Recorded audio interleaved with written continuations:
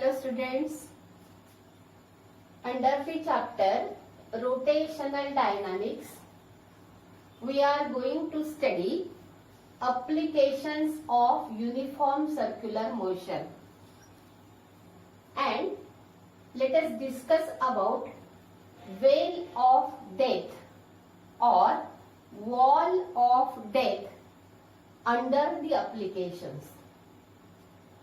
It is popularly known as मौत का कुआं. In Mela, we often enjoy मौत का कुआं, that is the veil of death.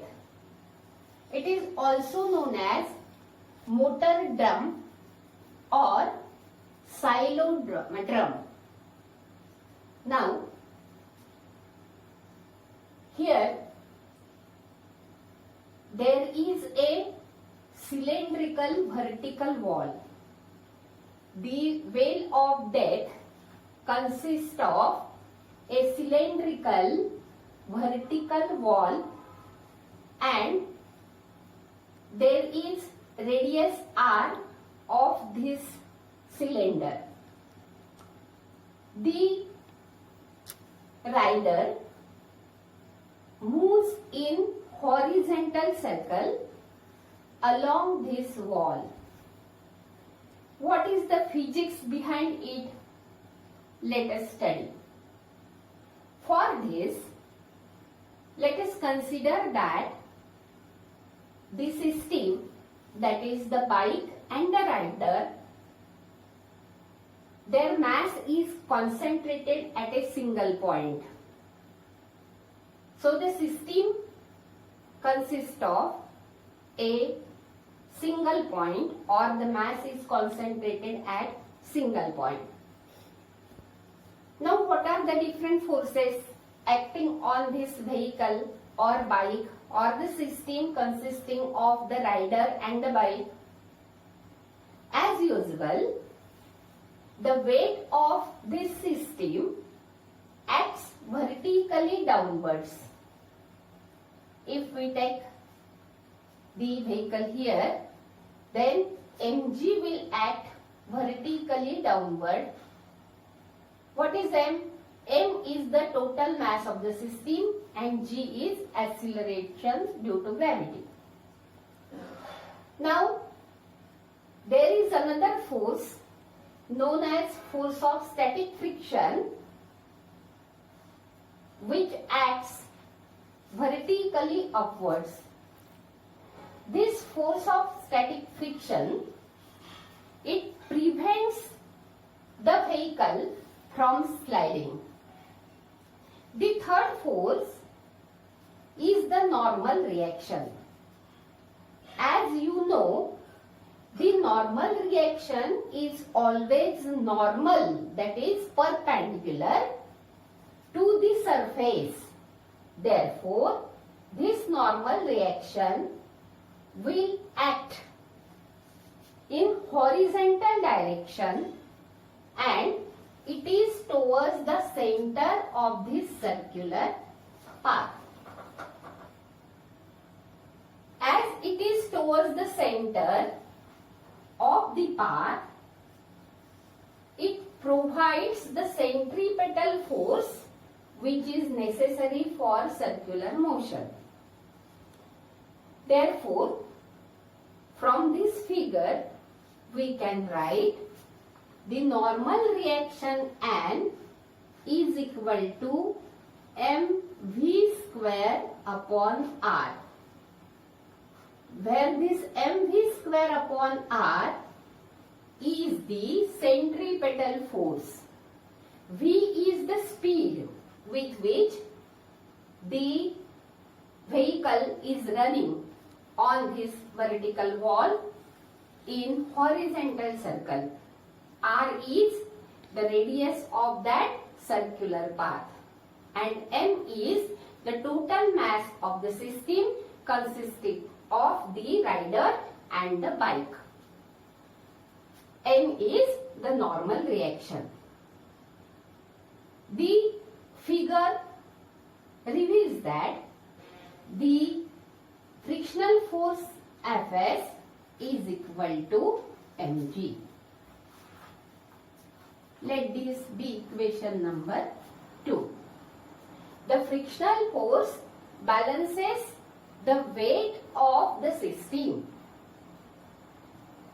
Always the force of friction exists between the two surfaces in contact.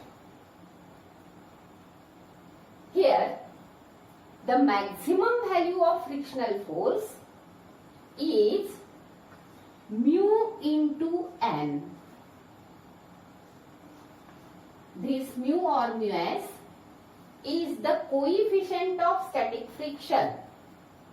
This frictional force Fs is less than or equal to the product mu(s) into n. The maximum value of this frictional force is mu(s) into n. Now we know that n is equal to mv square by r. Hence we shall substitute for n as mv square by r.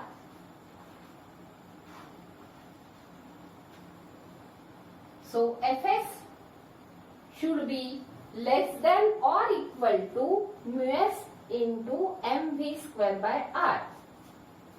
Now Fs is equal to mg, that also we know. The frictional force balances the weight of the vehicle. Therefore, I will substitute mg for Fs. So mg is less than or equal to mu(s) into mv square by r. Here this m and this m cancels, and hence we get v square is greater than or equal to gr upon mu(s). Hence minimum speed with which the rider should move along the circle is given by v is equal to under root of gr upon mu(s). This equation we have derived considering that it is a point mass.